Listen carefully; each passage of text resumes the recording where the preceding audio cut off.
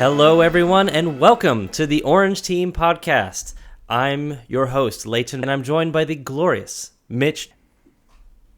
Hello. How's it going today? It is going well. It is going really well. It is cold and wet here, but, I'm not complaining. Yeah, we've got a storm front coming through here, too. It's been really nice falling asleep with the rain. Mm-hmm. Like, there's something magical about rain drumming on the roof, I agree. I could listen to that as white noise forever. Yeah. And also the rain brought up the low temperatures because we were in, the single digits or, there was negative a few days. It's no bueno. Yeah, no, because, I won't dox you, but I know where you are. It's a bit colder. You know where I am, and you know where I've come from. So, yeah, it's a pretty dramatic change. It's like trying to put somebody from Hawaii in the Arctic. It's just no, they don't belong there. Yep. No, put the snake in the Arctic. It's like, I'm sorry. Yeah. That's not right. Cold-blooded. Yeah. I'm pretty cold-blooded, let's be honest. Oh, okay. Well, we've got a great podcast for you guys today. We've got an interesting subject that has been kind of popping up and we're going to talk about it in a little bit. And we're going to, it's kind of interesting because I think we're going to get into more than just what it is, but what it means for us as creatives and the industry as a whole. So look forward to that. But let's just get started with just what have we been enjoying lately? Oh, sorry. Did you have a note? You have a note you wanted to mention. Well, what we've been enjoying lately very much ties into kind of where the arc of this podcast is going. I did want to apologize, though, right off the bat to Chet Falazek, whose name I terribly mispronounced last podcast. So he is one of the former Valve employees who worked on some of their best titles like Left 4 Dead, Portal, Team Fortress 2 in that era. And I don't know where I got the pronunciation of his name, but just in case we ever interview him someday or something, I wanted to set the record straight. Chet Falazek, I'm sorry for mispronouncing your name so dramatically. Please have mercy. Please have mercy. We hope you're listening. Yeah. The Anacrusis looks great, man. Well, now that Mitch is forgiven, we hope. So what we've been enjoying lately, I'm just going to start with mine just real quick because really Mitch's is going to tie into our topic. I've been playing, I just finished beating an old game, Twilight Princess, Legend of Zelda. It's a fun game. My kids love watching me play the Legend of Zelda games, and I've been slowly making my way through all of them. This game has a very personal meaning to me because the very first video game console I ever got to own was Nintendo Wii, and I waited in line at a GameStop on Black Friday to get mine. And it was the first game I got to play on the Wii. It was my first main console Zelda game. So I have a lot of fond memories of it. I'm playing the HD version of the Wii U with my kids, so it's a little better. But that's awesome. Yeah. So anyway, that's been my fun thing for the week. But let's get into yours. You've been playing something. I've been playing lately. Something that's been popping up a lot in my feed lately. I was going to say it's just a little indie game that you may not have heard of. Who knows? It's called Palworld. Yes. Or known by many as Pokemon with Guns. Pokemon with Guns. That's the fastest elevator pitch for it. It's just, hey, you take your Pikachu, you take an AK-47, you mash them together. No, but it's seriously, it is a good game in its own right. But I've been putting some hours into that. I've been playing solo. I finally overcame some troubleshooting steps, and I was able to enjoy the co-op the last couple of nights with my brother-in-law and some of his cadre of gamers. And it's awesome. There's a lot of conversations right now on the internet, and naturally there are going to be a lot of conversations around a game that sells 7 million copies in 5 days. But I will say that my personal experience is very positive. My personal perspective is perhaps a little less dark than some of the rest of the internet. It's been a good time. And frankly, you and I need to get a server going. You and I and a couple other people. But so for you haven't been playing it. No. What's your perspective on all this, before we get into it? Yeah, so I've been mostly just watching other people's perspectives, like videos. So my main sources are Mogul Mail, Ludwig, and then Moist Critical, and then of course Video Game Donkey. Of course. His perspective was pretty funny because he kind of made a point of like it's Pokemon Guns, but the guns actually isn't the biggest part of that game. That's just the tagline. But Yeah.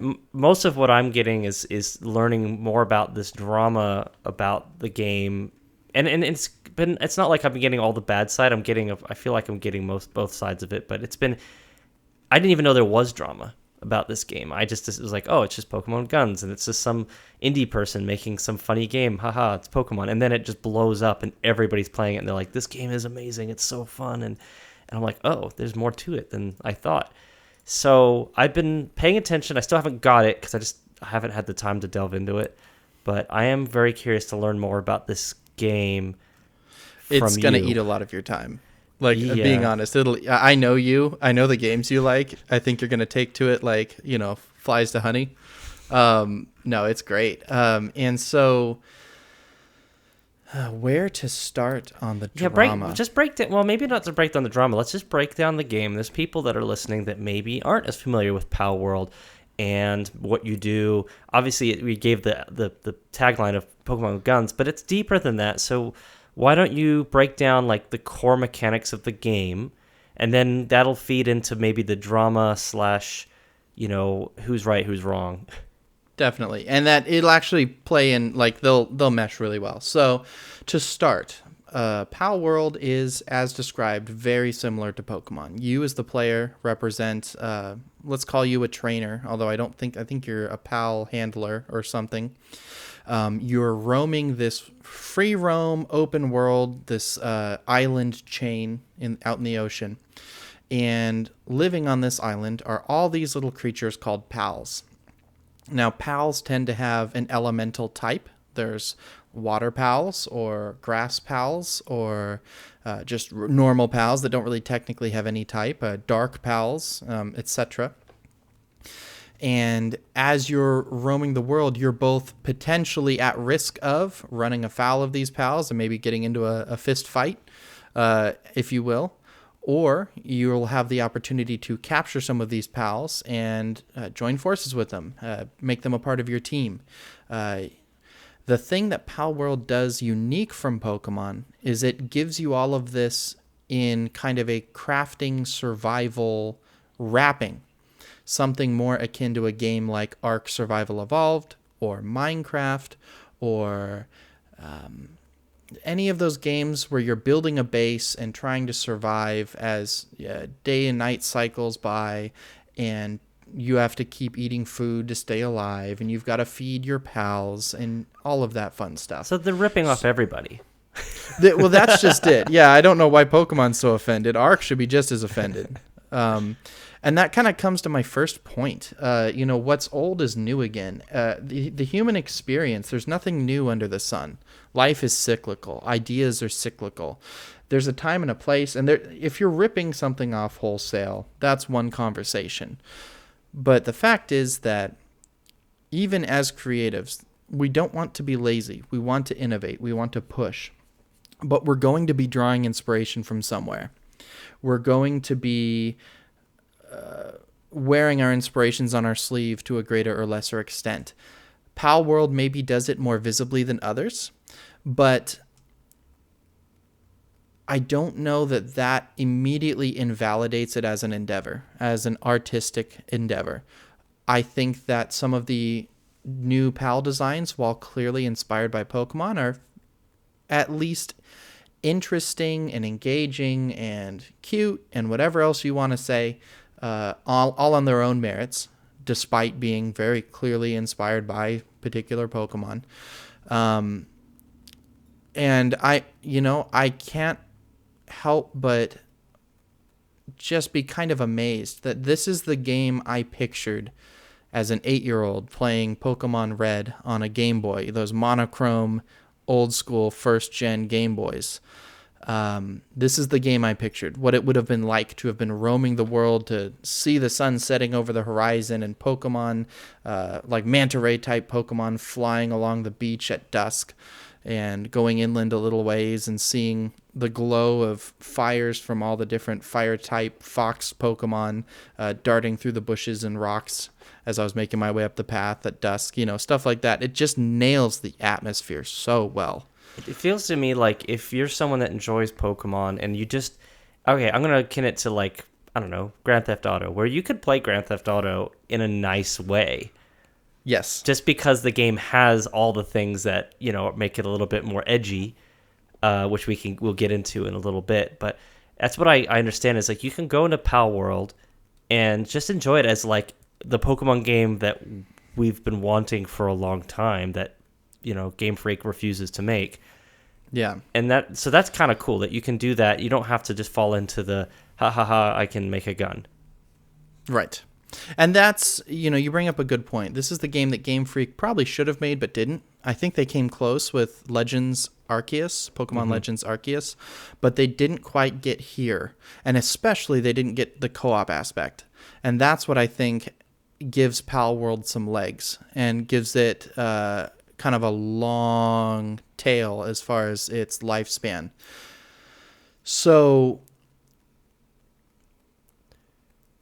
it's still very obviously early access, but I will say co-op worked once I finally overcame some troubleshooting steps, and that was awesome. When something just works out of the box, and I say out of the box, really the problems were on my side. They were problems that maybe should have been accounted for, but they were kind of technical.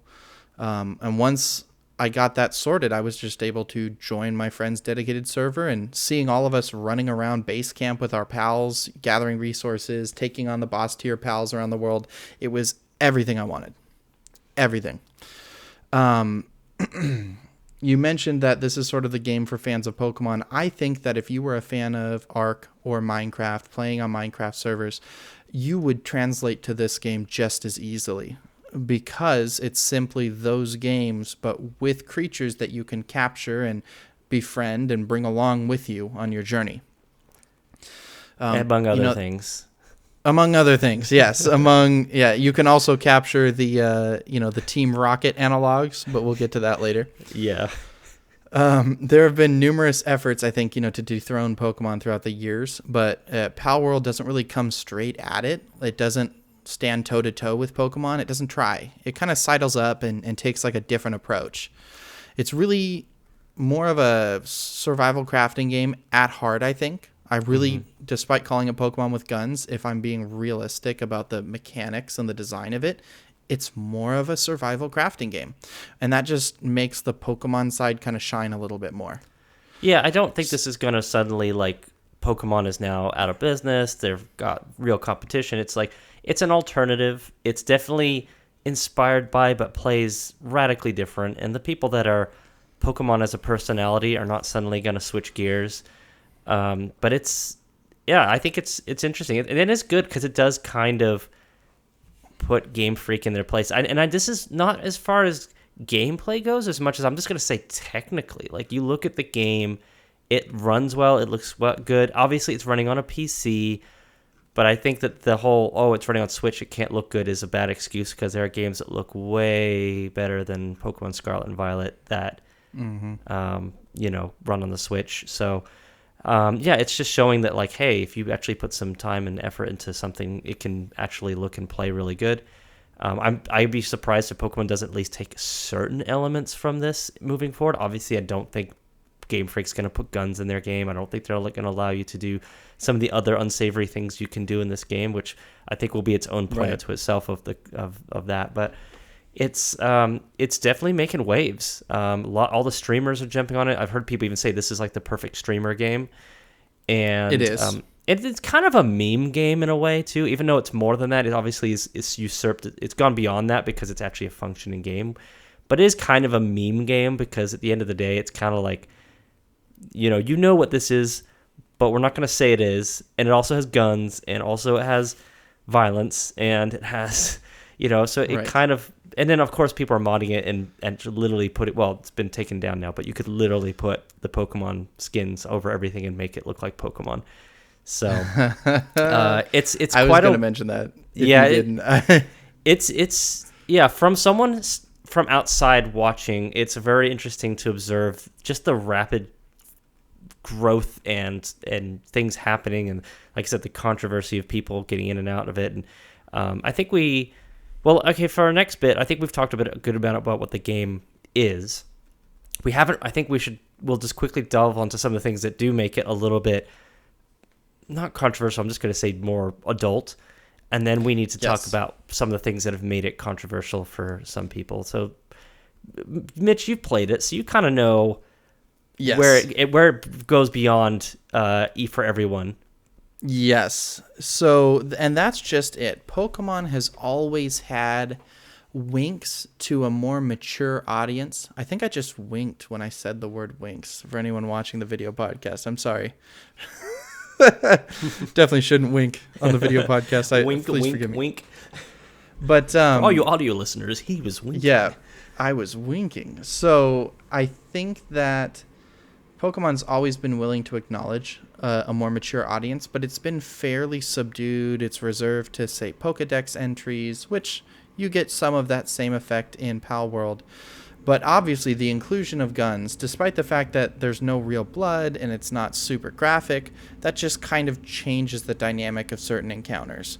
The fact that the way they programmed the game, anything that is a creature can be captured. Well, it turns out creature includes the NPC humans walking around the map. So you can beat them up and trap them in a Pokeball and have them bring them back to your base and put them to work in the mines, like literally. That's been a problem. So again, it's kind of tongue-in-cheek. It's kind of absurd humor, but it's there. And some people, are very jumping on it as, hey, this is offensive. Some of the same angles of attack are the same that were used on Pokemon back in the day. That the idea of capturing the Pokemon and you're essentially enslaving them, and it gets into pretty dramatic conversations. Yeah, I'm not saying because it's mature that you shouldn't play it. It's just more like it is definitely taking it to the next level beyond Pokemon as far as like, yes, you can capture the people, but you can kill the pals. You can harvest the pals. Like yeah. So when you say kill the pals, are you referring to like butchering them? Yeah, well, I mean, no, but you kill them, and like because normally like, oh, they faint. Like, no, you kill them, and then you can butcher them, so that you can harvest bits from them to make things. It's funny you bring that up. When you butcher them, there is an option to butcher them and to get the meat or the wool or whatever.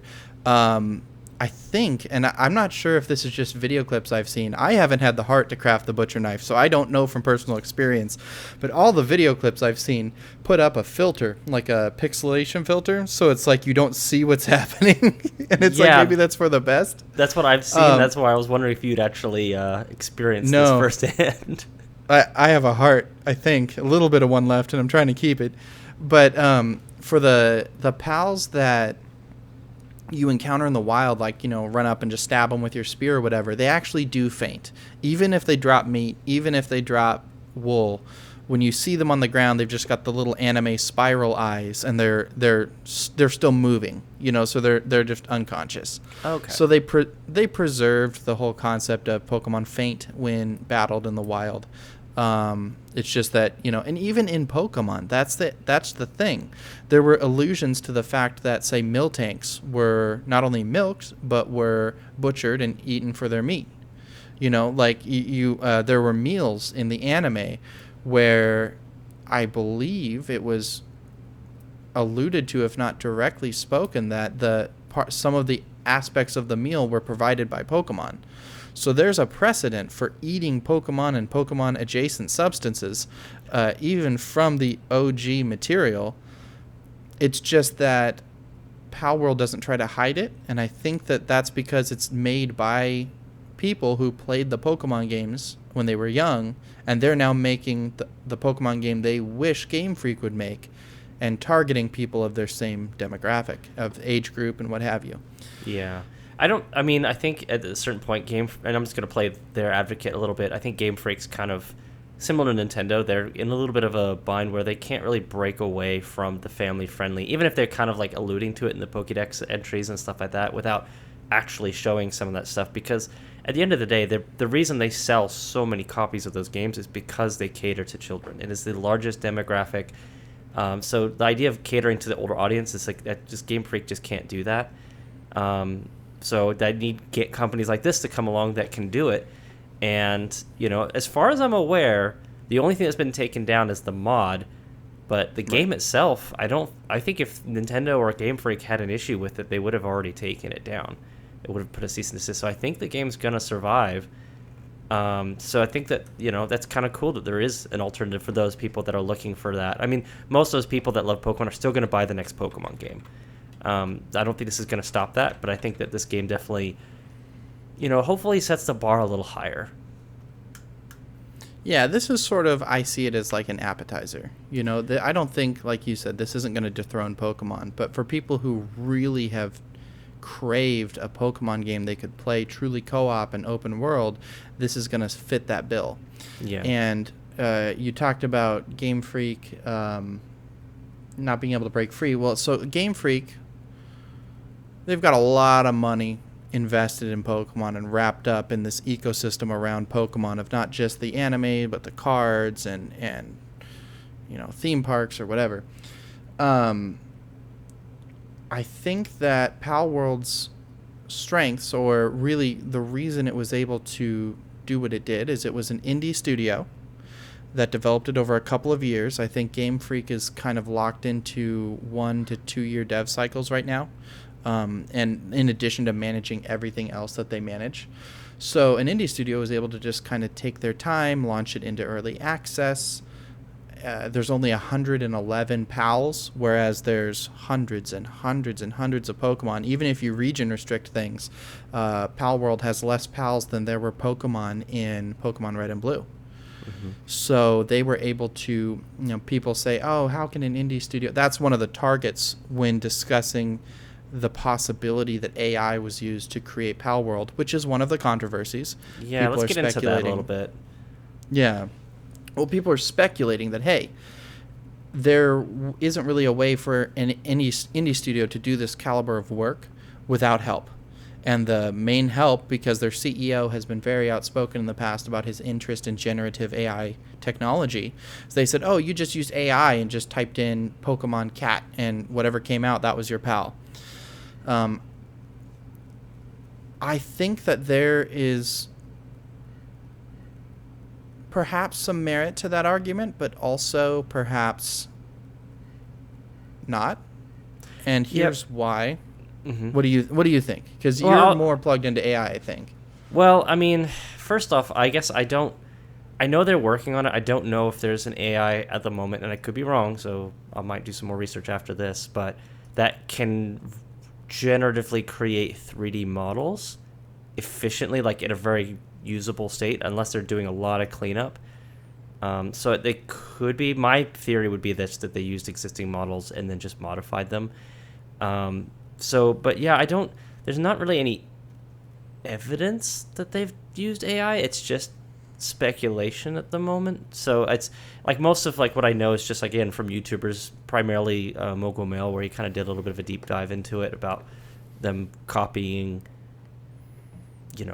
Like some of the models look very, very similar. Some of them, yeah, it's just you can't say, oh, they copied Pokemon. It's like, well, I mean, Pokemon can't own the rights to leaves and feathers and colors and stuff like that. Now, if the color schemes are really close and the designs are close, then yeah, obviously they're inspired. But I think as long as they're different enough, they can't really come after them. But as far as the AI side of things go, I don't know. I guess I don't know if they were to use AI, I would have thought it'd be more for graphics and the textures and stuff like that, less to do with the actual models. Right. So that's very similar to my read, honestly. I feel like AI technology when it comes to 3D art isn't there yet.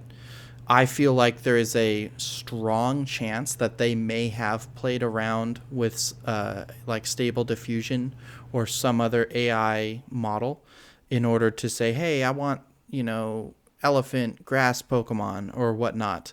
But that simply would have spit out concept art that it looks to me like one of their artists then went in and created. Mm-hmm. it doesn't give me, it doesn't feel like a fully AI generated piece of content. You can sense human hands at work in the world of Palworld. Yeah, it definitely doesn't feel like they just pressed some buttons and got a game.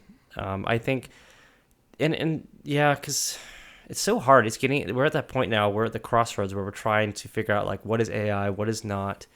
And a lot of people don't know what AI is capable of because every day something new comes out. So you could just say something is made with AI and people just believe it because it just seems like this magic thing that can just spit out anything at the moment.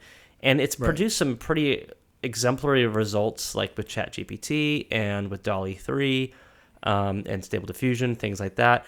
But at the end of the day, it usually requires people to go in there and finish the work or to just use it as concept art. Now there's people that can do more advanced stuff, but it still takes a lot of manual labor to make it look like anything usable. Like even if AI is giving you that boost and maybe it might be eliminating a job or two, at the end of the day, it still takes manpower. It's not, you can't just push a button and get a game or get a model or even get the right texture.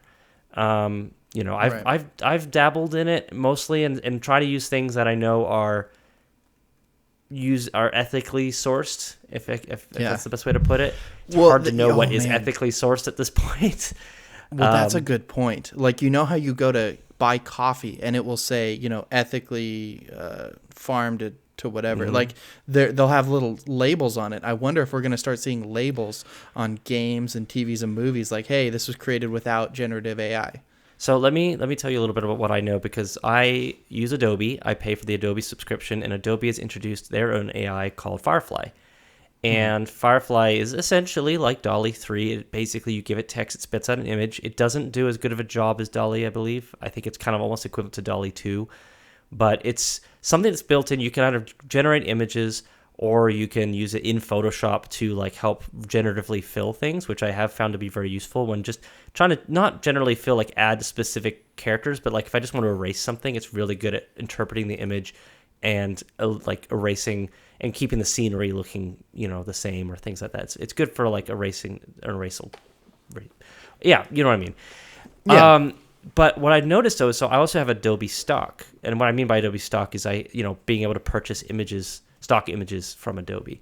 And something came up recently when I was searching through them is that they have a tag now on some of the images on whether or not that image was created using AI. I didn't know that they were doing that you could actually buy images from Adobe Stock that are AI created. You can filter it out, but it's just an interesting thing now. And I think Firefly tries to say that they've ethically sourced all the images, but I don't know for certain. A lot of people are still trying to find that out. Right. Maybe it's you just got to take their word for it. It's probably somewhere in the terms of service, like with when you submit images to Adobe Stock, that they can do this now. I don't know.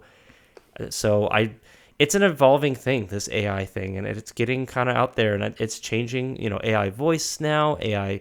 You have the deep fake kind of things going on. It's getting harder and harder to know what's real or not. So I understand why people are confused and getting all up on AI because the CEO was favorable towards it. But the moment there's not anything that really screams at me, oh yeah, that was made with AI. I think it just has indie game vibes, which means that there's certain things that maybe look like, oh, wasn't made by professionals, so maybe it was made by AI. It's like, no, I think they're just indie developers. And yes, like they made a pretty good game, but it still has some work to go, pump some polish. It has a long way to go, if just being honest. Yeah, so I think that people are just really touchy about the word AI, and I think the word AI is just being attached to way too many things nowadays. I don't want to get too far into this. I think this is going to be a subject, like the AI subject is going to be more for another podcast. But definitely. Yeah, that's my feeling on that. The other, I think there was one more controversy that wasn't AI related though, and was it PETA? No, I think we kind of actually did touch on it. Was the fact that they felt like they were stealing models because they were showing some examples. Like some of them they're just similar, but some of them, like they had one for like Luxray, and compared to one, and it was like really close. Like, so yeah, I think it obviously, like when something gets this popular, a lot of eyes go on it. And a lot of people have opinions, and everyone feels like they have to come to Nintendo's aid and protect the IP. And I think it's great in Ludwig's video. He's just like, Nintendo doesn't need any protecting. Yeah. You don't need to defend the Pokemon from Palworld. I think Nintendo will do a fine job of that themselves. If there's anything to be legally attacked, if they're going to go after any legal stuff with it, they're going to do it. They'll find a way. So, Right. But anyway, I'm trying to think of what more. I mean, this is very. So Yeah. I'm looking at that Luxray picture right now. I've got it pulled up on r/Palworld, and there's even been an admission by the person who first overlaid the two models. Like, you can clearly see they're not exact. Like, the dimensions are different on the legs, and they're close. They could have been, if you were, say, I say doodling, but I mean, doodling in 3 dimensions, and you were using Luxray as a base, it came out pretty close, but it is not a rip of the model. No. And just to take it a step further, the guy admitted in a follow-up that he had actually resized the models to get them closer to each other. That is not just model for model, here's how they overlay, that he had actually played with the scale. Okay. So it's so people are grasping at straws.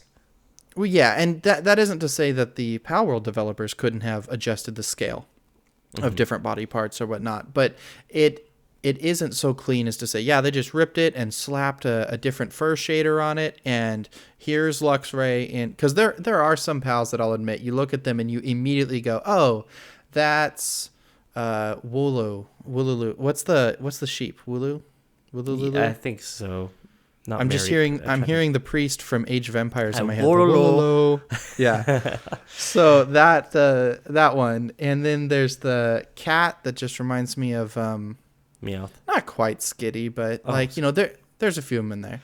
Well, there's the one that you see on all the art, like the promotional stuff, looks like Electabuzz. Electabuzz, yep. Yeah, I mean, you can clearly look at some of these and instantly know what Pokemon they look like, but they did make models that are their own. They have their own names, and the game clearly plays different than Pokemon. Just because they capture them doesn't mean that there's other games that have done that too. That's not so. Yeah. Pokemon doesn't have a monopoly on that. They're just the biggest one because they popularized it. So, but yeah, it's an interesting development. It's the fact that just in the last couple of weeks it became the best, most players concurrently playing it on Steam, of all time. Yeah. So right this minute, there are 864,000 players. It is the #1 most played game on Steam. The next closest game is Counter-Strike 2 with 471,000, and then the third is Dota 2 with 295,000. So this is breaking records every which way you look. The peak player count today, for reference, for Palworld was 2,018,905 players, and for Counter-Strike 2 was only 944,712 players. This is not your typical niche indie game. This is not even, say, Rust or Ark Survival Evolved. This is something unique. I think Go ahead. Sorry. I was going to say, do you think the developer, I mean, obviously they were inspired by Pokemon. We cannot pretend that they weren't inspired by it. But do you think that they ever expected the game to get this big? I don't. I think everybody dreams. Everybody wishes. This is not their first game. Pocket Pair's, one of their earlier games was Craftopia, which was fairly successful in the survival and crafting genre of indie games, but it certainly wasn't I wouldn't say it was well, I guess it does have 16,000 reviews, which means it sold millions of copies. So, it did very well. Maybe they were expecting it if their previous effort had done that well. But yeah. I would say that as an indie studio without a marketing budget, or at least not a significant one, you've got to kind of temper your expectations. Success has to look different for you than it would for a AAA, right? Yeah, and I have to assume that they were hoping that they'd at least break even because it draw people in with intrigue because it is Pokemon with guns, right? That tagline will never leave it because that's kind of what it looks like when you see all the videos and stuff. So I guess then my next point, another thing I want to bring up, with you being a game developer, an indie game developer, what are some lessons you feel like you can learn from Palworld on, and I guess not just like, oh, how to build a game, but like it's also how to market it, what type of game, like what are some takeaways you've taken from this game that might affect your game development future? Okay, that's a good question. As I've been playing Palworld, of course, I am incapable of playing a game anymore without deconstructing it and like kind of reverse engineering and trying to peek at the man behind the curtain. So as I've been doing that with Palworld, I did come away with a few different things. The first is that it is early access. However, the way they've done early access for Palworld feels better than some other early access games, in that the core game is more complete than you've come to expect from early access. They've got 111 pals. All of them have unique animations, or, it seems as if there may be certain armatures. Like, so, okay, if there's a bipedal pal, it's going to do fairly similar animations for, say, mining or woodcutting or whatever it's doing. But there's at least a core set of animations for each group of pal, if you will, and a lot of unique ones that seem unique to the individual pals that give them a lot of life. When you look at the animations, they're really only one loop of keyframes. So it wouldn't be terribly difficult, even with a small team, as long as you had a couple of modelers and animators to go through and come up with these animations, over the span of a couple of months, for the 111 pals. But you never feel like, at least in the parts that I've played, that you really see the seams of the core experience. Now, it is an open world game made in the Unreal Engine, and you can roam to parts of the island that are clearly undercooked. The detail models, the decorative environment elements just aren't there. The points of interest aren't there. Like at around the spawn points, there's something to see like around every bend in the path. But when you get out there, you're kind of like, okay, well, I just ran halfway around this island and there really wasn't anything. There were some spawn points for pals, but there wasn't anything in particular that drew my attention. That's the sort of thing that you kind of look for, and that they'll fill out, hopefully, over the course of early access. But frankly, I expected to see more of that. I had to walk a long ways before I got to a part of the island that was undercooked. The gameplay works, and it works very well. I don't know that I've encountered any significant bugs in my time playing, but I did get to live out my, childhood dream of full on immersing myself in a Pokemon battle where I myself as a player am ducking and dodging and weaving the attacks of the wild Pokemon while my Pokemon buddy's jumping around too and like hitting it with Ice Blast or Bullet Seed or whatever. Like, just seeing all that play out in real time is really cool. And whatever combination of the underlying mechanics and the particle effects and the everything that they've done to make that feel right, they did a good job. And that's enough. Like, that's enough for early access. I think one of my big lessons is early access works well and is okay and is acceptable as long as you identify what the people playing your game really care about and you polish that. The whole game doesn't have to be done. But a lot of people feel like, well, I can just slap some stuff together and throw it into early access and that's good enough. No, it's not. The promises your game is making, implicitly or otherwise, about, hey, here's what the game's going to be about, here's the experience you can expect, that part needs to be far further along than it is for 90% of other early access games. But Palworld got it right. Yes. Traveling the world with your Pokemon, building a base, because base building can be a challenge mechanically for an indie game. It's not super robust, but it works. Mm-hmm. And you can see the potential. You can see where they could grow it and make it more complex. Or maybe they won't. Maybe they don't want it to be a super complex base building game. Maybe they just want it to be good enough. And you know what? They got there. And they knew where to draw the lines. Mm-hmm. Yeah, it seems like they found what was important. to make the game? Like, what is the core concept? What's the core thing that makes it fun? And then built around that. And they made sure that core element was there. So, I mean, and clearly, by the sounds of it, they were already familiar with building games with crafting. Because I think that's, even though the capture mechanic is obviously there, it seems like the crafting is a huge part of it, which they've already familiarized themselves with. They just had to add in the crafting, the capturing, sorry. And, yeah, and just a few other things. So they built to their strengths. And that, I think, that shows. Yeah. And yeah, I think, and they released it in early access when there was something worth playing. I think a lot of people just like, here's literally like a husk of a game. Will you give me money? And it's like, it doesn't even have textures. Yeah. Like, So, like the husk of a game, like there's boss Pokemon. So you roam around the world, you find these super powerful Pokemon, these unique Pokemon, or pals. see, Nintendo, don't hurt me. You roam around the world and you find these pals that are really unique and powerful boss pals or whatever. I could see a case where another early access game wouldn't have had the boss pals in at the time that they launched early access. They would have been like, hey, something we want to add. We want to add boss pals. We want to add this multiplayer. I can see a case where they could launch it with single player only and say, hey, we would love to add co-op. We're working on it. But co-op works. It's in there. Like on their roadmap is PvP. I think that's smart. I think you're going to have more people interested in just roaming the world with their friends than in fighting with each other and each other's Pokemon. And at least the co-op served as a foundation for, hey, we can now get players in the same server, in the world together. We can work on making the PvP work how it should later. Yeah, and I think that having multiplayer is so key, especially because in this day and age, a lot of the games that blow up like this are because of streaming.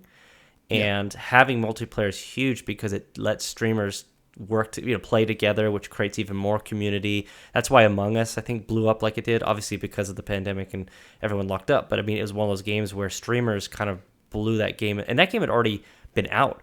It wasn't even a new game, but that's the kind of thing that happens, is like having that multiplayer aspect. Not all games have to have it, but I think for longevity and just to get that sense of like camaraderie, that's huge. Yeah. And that's, as an indie dev, that's something I'm constantly looking at. We live in a world where we live in a multiplayer world. Mm-hmm. Really, ultimately.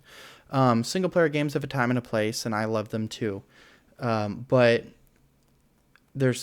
when I'm unwinding at the end of the night, usually I'll see who's online and be like, oh, I guess we're playing Warhammer 40k Darktide tonight, or we're playing Palworld, or we're playing, even Counter-Strike. But there's a point to be made here that we're beginning to see a shift, I think, or at the very least, we're seeing success for games that are not competitive, or at least not competitive by default. Palworld does not have, they're planning a competitive PvP mode. They didn't ship early access with it. And that's a big statement to me, that they did not prioritize competitive. That is something that is very important to me in considering Theme Dreams and the sorts of games and experiences I would like to create and facilitate. I want to create either single-player games, narrative-driven RPG, great, or co-op games. I'm not particularly interested in joining the competitive arena. Mm-hmm. I think that there's so much more opportunity for friends and even people who aren't friends yet to engage with a co-op game. And there's so much room in the market for this underserved group of players who just want to play co-op. Everything has to be competitive these days. And this started, I guess it started early on with the idea that, Doom and Quake, they had deathmatch. Halo had Slayer and Capture the Flag. There was a different flavor to the competitive PvP modes in the 90s and early 2000s. It was still very buddy-buddy, very, laugh and pound down Dr. Pepper while you're blowing each other up and have a good time. Something has shifted in the last decade and a half where competitive has become very intense. And maybe that has to do with skill floors. Maybe that has to do with just the culture at large. but it is a very draining. There's a lot of anger, a lot of. It is not a Yeah. calming experience. No, I think I've gotten into that in a few different games where I fell into the competitive side, and I found myself, getting kind of angry because, especially when it's a team-based game and you kind of just, loading in with some randos, and you just, they don't play well, and you just kind of get mad because you're losing, and you care a lot about that rank, and you work your way up. Whereas when you're just playing casually, it's like, doesn't really matter. Like a win or a loss doesn't affect anything. No number goes up or down. It's just, oh, we lost that one. I'll play another game. And then you win the next one. Oh, that was fun. It's more about playing the game and enjoying the game for what it is. But when you add the competitive, it's like more than that. It's like now any little problem with the game, any glitch, any lag, any bad teammate suddenly is like a huge issue because that was the make or break between winning, and that could affect your score. And if you're someone who's super competitive, and I think there is a certain group of people that just like ticks, like it gives them something in their brain more than others, and they just, I don't know, it gets really real for them. And I think another aspect too, and this doesn't affect everyone, but people have started making careers out of competitive gaming, so that also spurs on that level of people who are hyper competitive. Maybe they want to get out of just playing competitive at home. Maybe they want to play for an esports team, even though esports is kind of struggling at the moment. I think there's still people that want to do that. And if you feel like your chances of getting up there are hindered because of the way the game experience is, then you're going to get more angry because it's like it's a career move now, less than just I'm playing video games because it's a way for me to relax. Right. Yeah. So I don't know. It's a lot of aspects to that. I think psychologically, as far as why people, I mean, I think competitive is still good. I think it's still some people are able to separate the two. They can enjoy the game regardless of whether they win or lose. But I think for you and me, and maybe it's just us getting older too, is like I have enough stress in my life. I don't need to add it with the game. So I remember when I played Overwatch, everyone else played competitive. I think I played like one match of competitive, and that for the entire life of Overwatch 1, I always played quick play because I just didn't want to get sucked into that competitive cycle of just worrying about every match. Like the fact that there's now something at stake, and maybe that's what it is. There's something at stake when you lose those. When you lose a quick play, there's nothing to lose, which I guess obviously you get more of a high when you win in competitive, but you also have more of a crash. So the highs are high, the lows are low. If you're just looking for something just to unwind, competitive ain't it, bro. Yep. So, and every game puts competitive first, and co-op second, and single player third. Look at Call of Duty Modern Warfare 3. The single player campaign was an absolute afterthought. And that's coming from a series that in its earliest incarnation wanted to tell the story of soldiers on the ground in Europe in World War II. And the multiplayer was the afterthought. It was, hey, let's, we've got the Quake engine. It's already got support for multiplayer. Let's give people the option to do Axis versus Allies and capture the flag and things like that. And then Call of Duty 2 came out, and they emphasized it more. And then Modern Warfare came out, and they emphasized it more, or after Call of Duty 3. But I think it was Call of Duty 3 where they really said, hey, the multiplayer is a big deal. Mm-hmm. And I think all the way now here, 2 decades later or so, by Call of Duty Modern Warfare 3 Part 2, or whatever you want to call it, the single player is just literally tacked on with multiplayer levels and mechanics and such, and the multiplayer is the driving force. I'm like you said, I'm getting older. I'm tired. I have played competitive. I have played Counter-Strike. That was my flavor of competition. I played it at, let's just say I played in a league, but I'm done. Like, that doesn't mean I don't enjoy Counter-Strike. That does mean that I can't stay on that treadmill, and it's not healthy. It's a young man's game, if you will, and I'm sure I could still, maybe I could find a way, but I would rather just enjoy either single player or narrative driven or co-op experiences with my friends. Mm-hmm. And those are the sorts of things I want to build.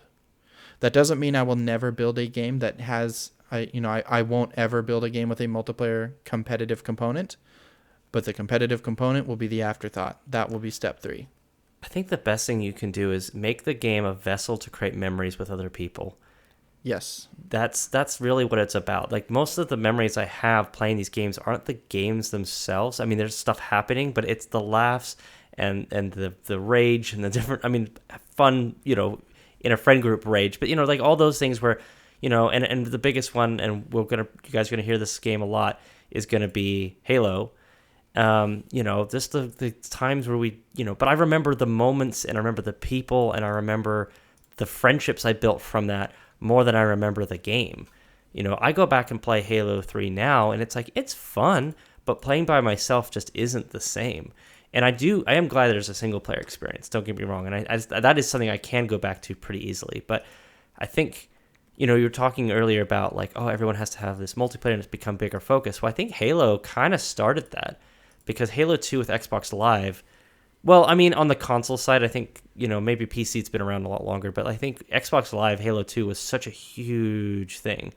And it just Xbox and Xbox 360, Xbox Live was just such a big aspect of it with Modern Warfare and with Halo 3 and Reach. And like, those are the games I remember, like, just kind of, and then again, as we started entering the microtransaction era, and they were like, hey, we can make more money off of things in the multiplayer, because if we can keep people playing the game, which single player you can only play so many times, but multiplayer you can play forever. So they add these things in to kind of, now they're like reaming people for all this stuff in these games, because they've created this gaming as a service versus just a software package. So anyway, that's a whole rabbit hole to get down. Yeah, and I was going to say, I don't know why this is the case, but, you refer to, like, Halo 2 being on Xbox Live. That was the start of, say, leaderboards and matchmaking and things. You're right, but it felt different. And I don't know if that's just because at that point the competitive, man, what to call it? The competitive zeitgeist hadn't metastasized yet. Yeah, it was before all that started, so it wasn't like, oh, that's where the bad started. I'm just saying that's where things kind of started. The ball started rolling, and it's kind of it was rolling in a good direction for a while, but now it's not anywhere where it started. It's nothing. Like, we're all kind of trying to get that high again of like what we had back in with those games, and it's just there's hardly any games that really capture that same energy. Yeah, you spend your whole life trying to get to like age 20, and then you spend your whole life afterward trying to get back to it. Yeah, that's a good way of putting it. It's anyway. So Palworld. Well, let's do this. It's about time to wrap up. You said something that I really liked, and I wanted you to elaborate on. You mentioned kind of games as a vehicle for making happy memories. Mm-hmm. What's maybe 1 or 2 or even 3 of your top 3 happiest gaming memories of your youth, or perhaps even more recently? Wow. I know you've been gaming with your sons. So I'm going to break it into 3, because there's when I was young, there's as an adult, and as now with my kids. So when I was younger, probably the best memories I had was playing GoldenEye at a friend's house. Was just like being invited to a friend's house. I mean, because I moved from Australia to here in the U.S., and I didn't have a lot of friends, but I loved video games, and so getting invited to someone's house and being like, oh yeah, you want to play, and it's like I felt included, and it was really fun. That was a really pinnacle memory for me of just feeling like I have friends. As an adult, I used to run these video game parties for our church, where I bring Smash Brothers and Mario Kart, and some people bring Xboxes, and I put projectors up on the wall, and that was super fun because I'd set up like tournaments and stuff, and there was actually ranking, and there was prizes, and it was just a lot of fun. Even though it wasn't like serious prizes, and people weren't really like upset if they lost, but it was still kind of fun to win. That was really exciting, like social memory of just being able to pass on the things that I had and the joy I had with those kids. And now the memories I'm having with my son, where we play these little indie games like Ultimate Chicken Horse, or we play, I don't know, like Kirby or Yoshi, or just like some easy games that they can play, or the Bluey game. It's just fun seeing him figuring things out. And he's like at the point now where he's like, we played Mario Party the other day, and he won. And it was like, Yeah, he did. And then we played it a second time, and my other son won. So both my young boys have won against me, and we're not playing easy on him. We're try-harding on him. But it's Mario Party. There's no skill. It's pure luck. But it's fun seeing their joy and their excitement in that. So, yeah, that's my story. But you've got to share yours because I know you have plenty of gaming memories as well. Oh, boy. Well, if we're talking youth, there was a particular Halo LAN party I remember at a mutual friend of ours' house. But I think that was before I had met you because it was Halo 2. But it would have involved, I think, Andrew and that cadre of people. Mm-hmm. And I remember coming back to the house after a hike, and we had bottles of like sparkling cider just lined up on the counter. We had ordered like 5 pizzas. We had multiple 12 packs of Dr. Pepper, and we had, 2 Xboxes with a 40-foot long Ethernet cable running all the way from the living room to the back bedroom. And we played Halo all night. And that was just top. That was it. That was, that's when people say, hey, what do you remember about LAN parties? That's the night my brain goes to. More recently, I think I mentioned in an earlier podcast, I can't remember if it's one that made it to air or not, but I have introduced my son to Age of Empires, which is a game I actually first played when I was younger than him. And so it made sense because it's dovetailing well with his world history homework. And so to see him really engage with it and really be excited about it, he's been playing with me and his grandpa, my dad. And the other day, the 3 of us were together in a match playing like 3 computers on a team. So it was us 3 on a team against 3 computers on a team. And it's just super engaged and super excited about, everything to do with that game. And my dad said something to the effect of, oh, this is really refreshing. And I realized that my dad's been trying to kind of plug in and game with us, but that's meant up until now things like Minecraft or Valheim or whatever. And my dad's not super into those kinds of games, but he loves strategy games. And so I think it's been definitely a passing of the torch and sort of a generational thing in my family for all 3 of us to be playing Age of Empires together now.